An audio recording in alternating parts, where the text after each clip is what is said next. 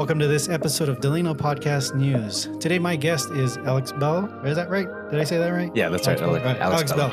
He is from Kings Barbel Fitness. We're talking about some New Year's resolutions in regards to exercise and fitness, which I know a lot of viewers might have that as a resolution coming up. So stay tuned.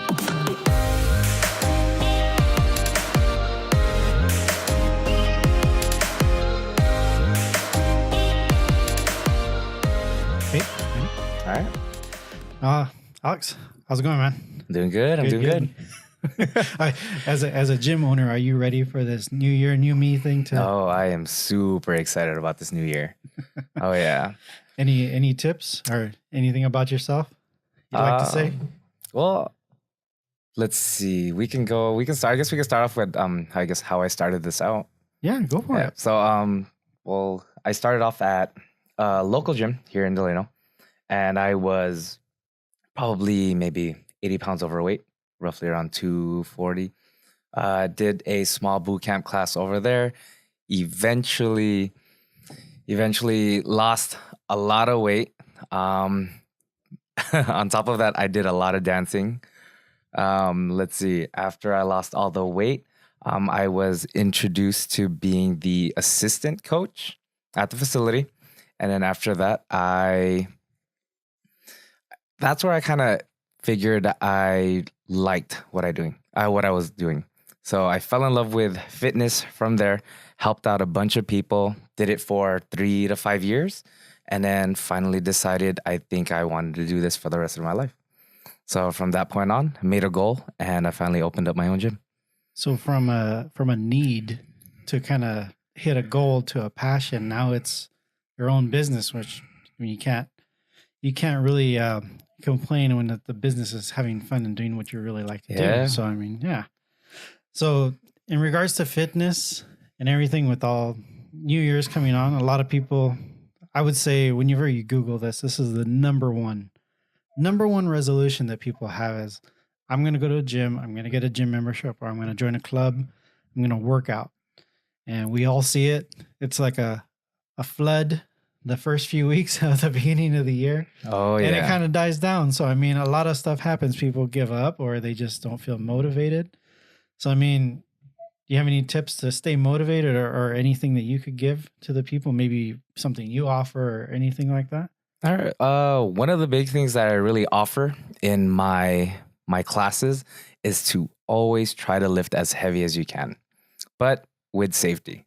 So every time I have clients come in, we always try to push the limit, whether it comes to deadlifting, squatting, even hip thrusting. I always try to push all my clients to try to lift as heavy as I can. If you can watch your numbers go up and, follow a moderate diet, then you will see progress.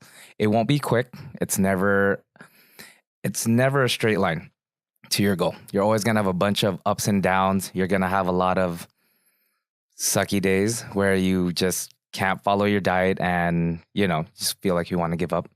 But as long as you really come in, dedicate to really training, I guess 3 times a week, then you can eventually see results. Now, a lot of people hit plateaus, right? A lot of people hit plateaus. Oh, yeah. And they get all the time. They get discouraged and they're like, I'm done with this. I can't do this anymore. It's like, it's not working anymore. I got to figure something out. Sometimes they fall off that wagon and they just never get back on. Mm-hmm. So, I mean, what's a good way to stay up? Is there any good ways? I mean, I've always gone by the thing. You got to stick to something at least a couple of weeks. Once you stick to that thing for a couple of weeks straight, you can kind of keep going after that. Yeah. I feel like building a community or being part of a community that has the same exact goal can really keep your motivation up. So that's one really good way to do it. Honestly, try to make a goal. Try to follow something for a good month. Do some before and after pictures and see how you look. Even if you're the first person to see results before anyone else. Okay. The first month will be you seeing your results. Second month will be loved ones around you. And then by your third month, everyone else will start noticing all those changes. So as long as you can have those little things where you keep track of how much you're lifting, or keep track of your before and after pictures or all your measurements. All of that adds up in the end. And that's just one really good way to, make sure you're right on track.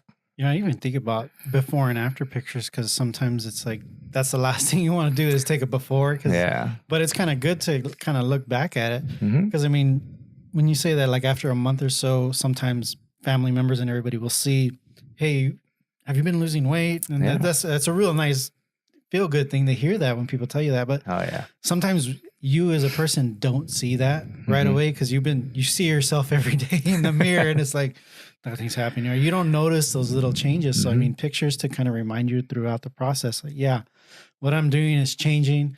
Because not all the time, am I right? Not all the time is it always on the scale. No, it's not. Sometimes the scale can stay the same, but you still see physical changes. Oh, yeah. Like the one thing we did recently was I actually recently took measurements of all my clients.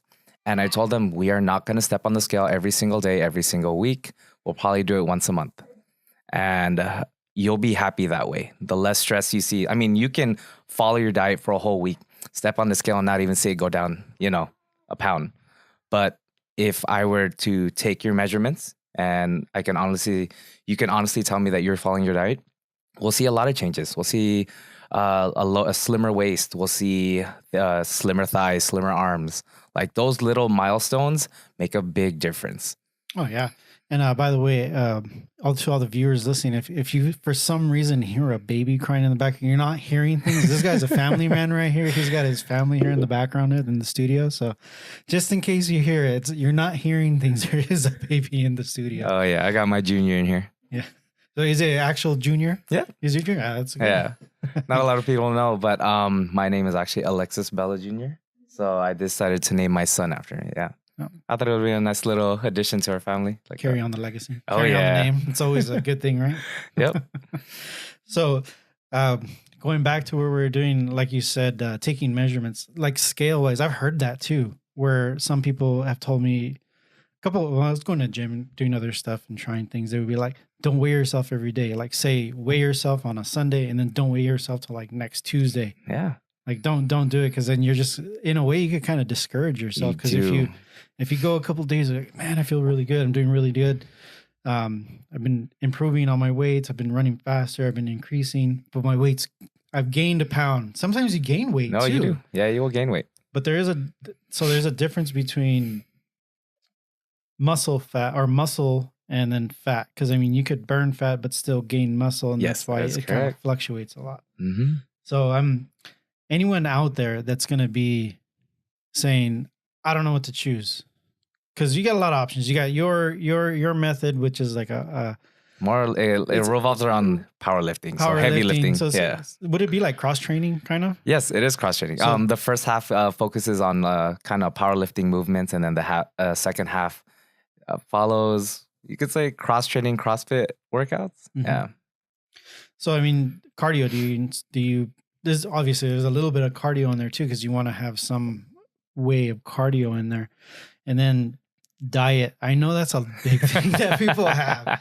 It's like diet is probably one of the most important things. For me, I feel like it's probably like 20% exercise and like 80% diet. That's because right. if you're working your butt off and getting everything done, and then you're just putting in crap into your body, and that's the results you're going to get, right? Yeah, I agree. So, I mean, do you guys do like meal plans, or do you like stick to a certain diet? Or I do like a recommendations. Or you're like a carnivore kind of guy. There's nowadays there's like tons of things. There's like keto things, keto, low carb, vegan, all that stuff.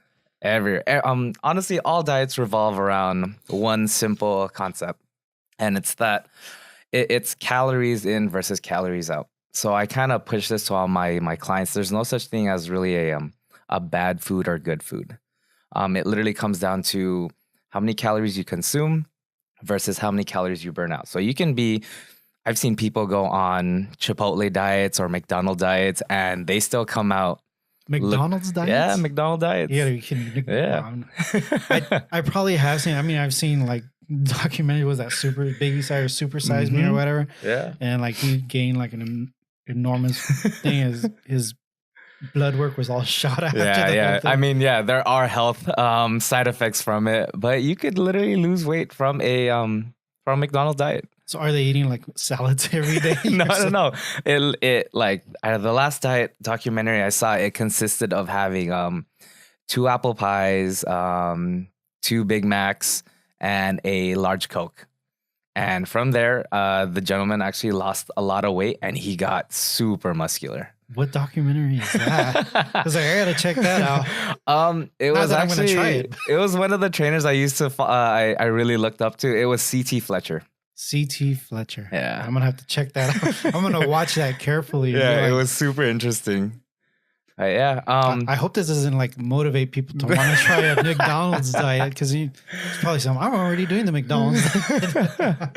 Yeah. But yeah, back to the calories in, calories out. All the diets, what was it? Keto, the vegan, all follow that same concept. You just got to make sure you eat less below your calorie intake in order to lose weight.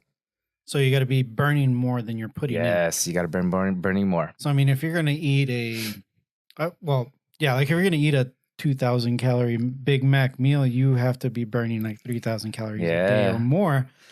So what is like 3,000 calories? Because I mean, I know I do cycling and maybe like an hour and a half out cycling up hills or up the mountains here on 155.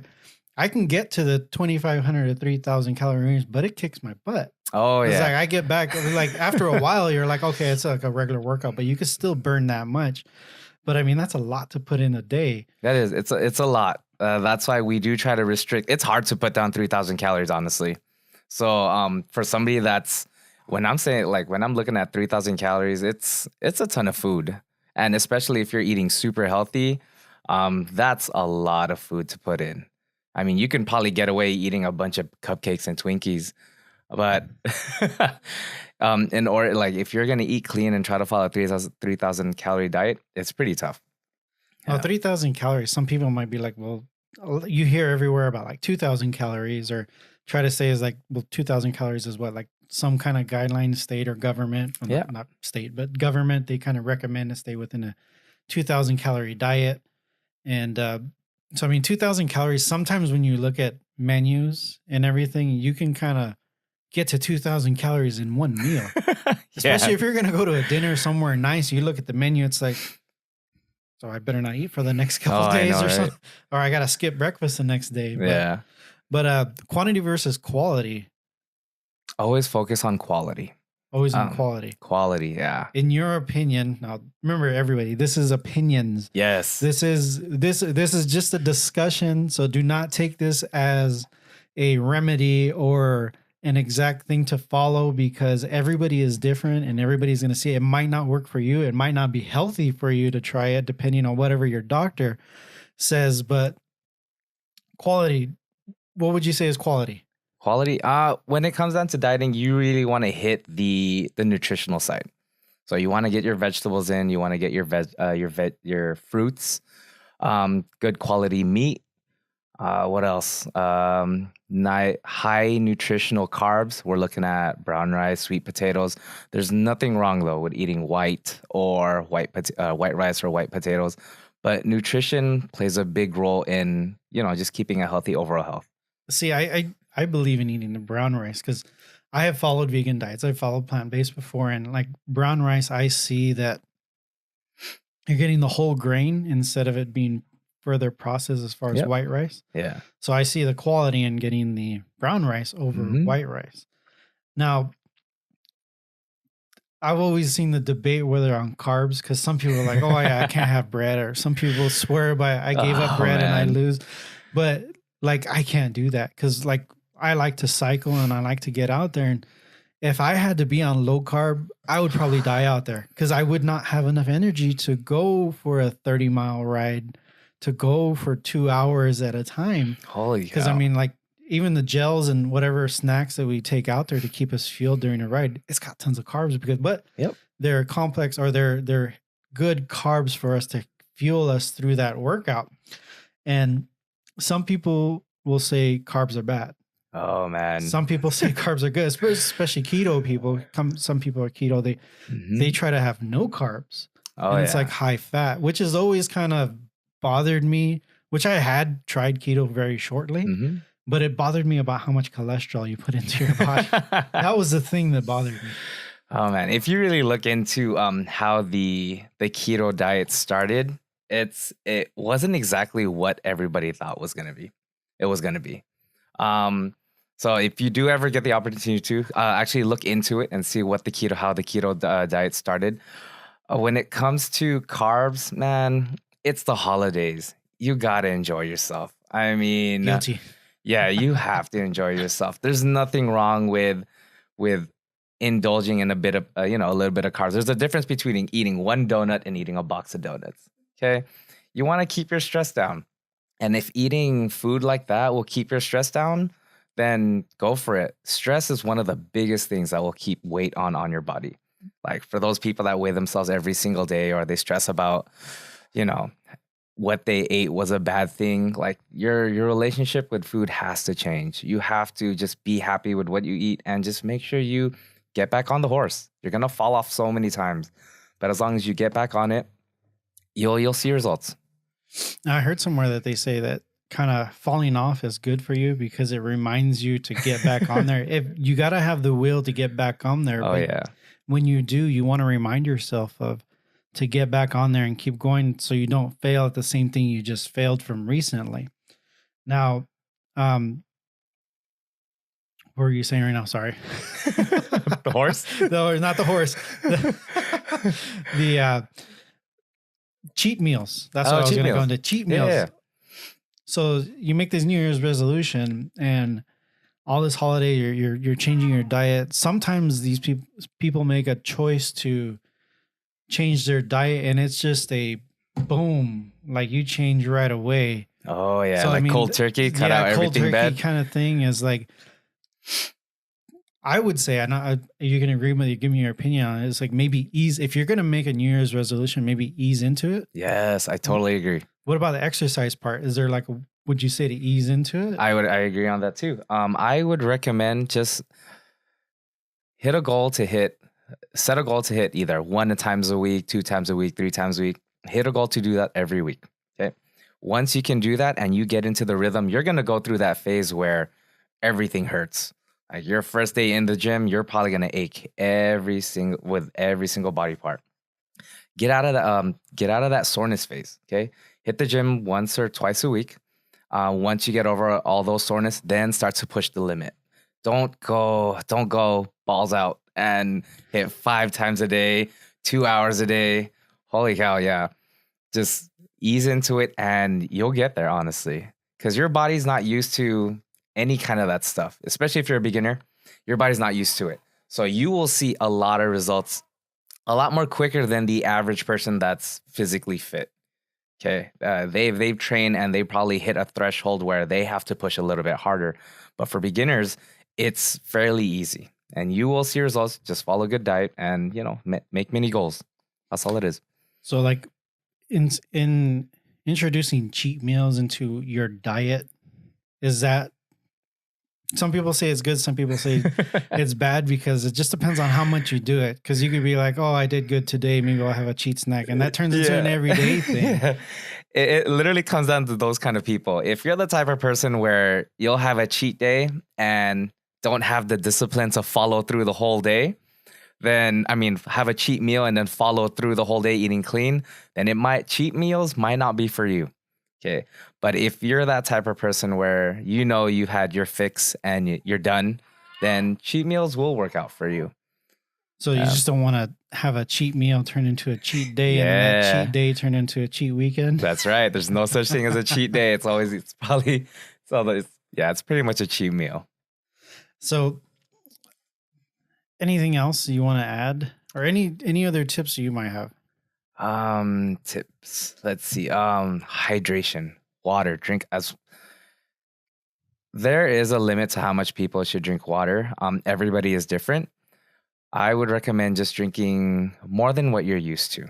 Okay. Or more than, like, if you're drinking only 1 bottle a day, you're going to need some help. You need to drink a little bit more. I would recommend even just if you can hit a fourth of a gallon or half a gallon, That's good. You'll see these guys or girls come in with 1 gallon jugs in the gym. Like, there's nothing wrong with that. It's a little bit excessive, You're but not I gonna, mean, unless you're like sweating waterfalls. oh yeah, true. If you're I can leaving see you puddles needed, behind, yeah, if you're sweating that much, I can see you needing maybe like half a gallon for yeah, 1 hour workout. But oh yeah, that 1 gallon thing is what they should carry around all day, maybe, right? yeah, but So yeah. half a gallon is how many ounces? Your guess is good as mine.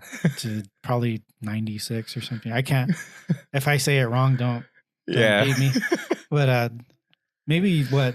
Because you could buy 32-ounce little sip cups at Walmart, Yeah. or whatever, and drink maybe a couple of those a day. Yeah, drink a couple of those a day. Honestly, I follow the urine test. So if you're going to the restroom and it doesn't look dark yellow, you're good.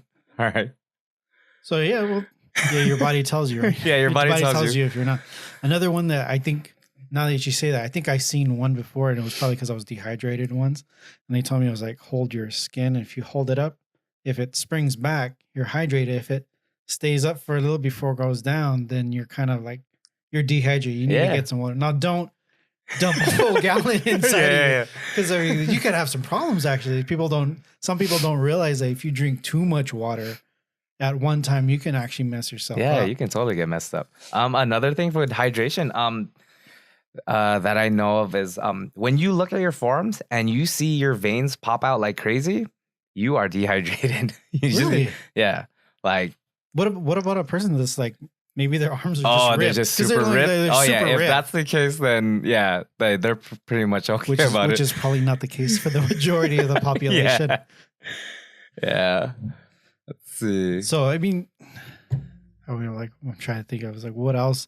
What else would people want to hear, help them motivate themselves for a New Year's resolution to keep it? Because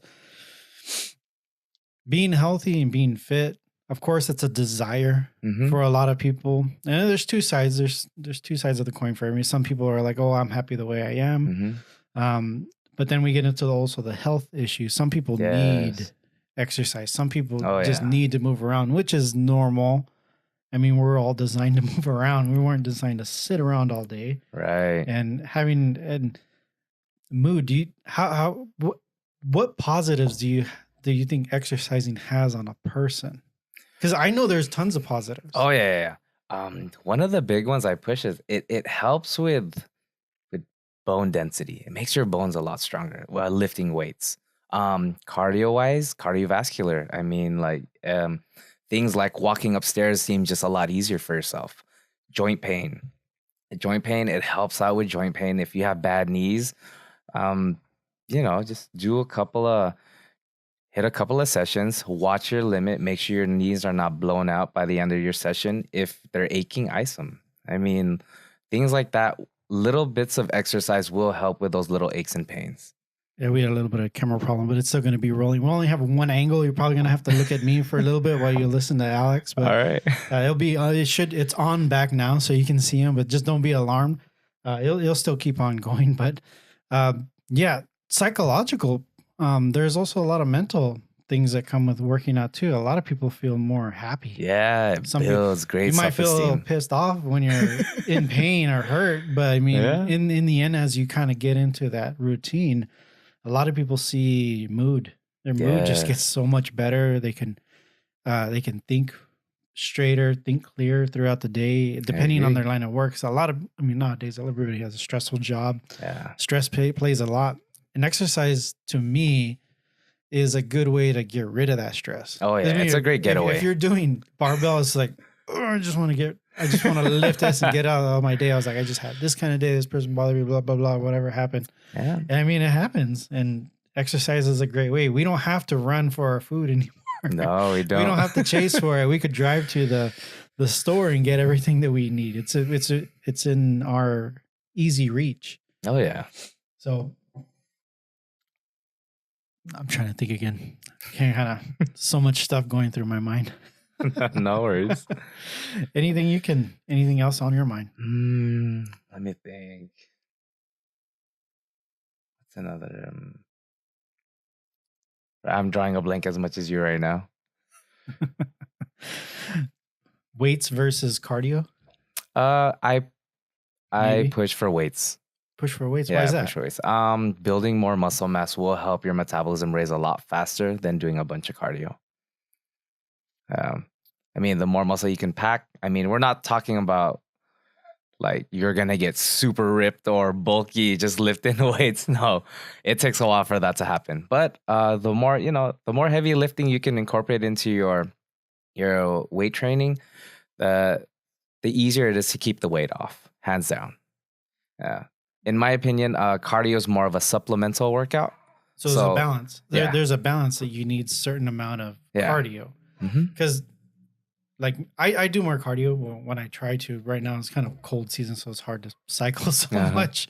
But cycling and another really cardio intensive, I guess you could say hobbies, because sometimes these exercise routines and everything kind of turn into a hobby. Mm-hmm. You kind of get into it. So someone that's like a marathon runner, or someone, you don't hear too much about them lifting weights, but is there benefits to lifting weights just being a cardio kind of person? Because whether you're cycling, you're running, rowing, there's probably no row. We don't have any lakes around here, but there's all kinds of things that you can benefit from. Right? Yeah, I feel that weightlifting would be a great supplement for a cardio workout.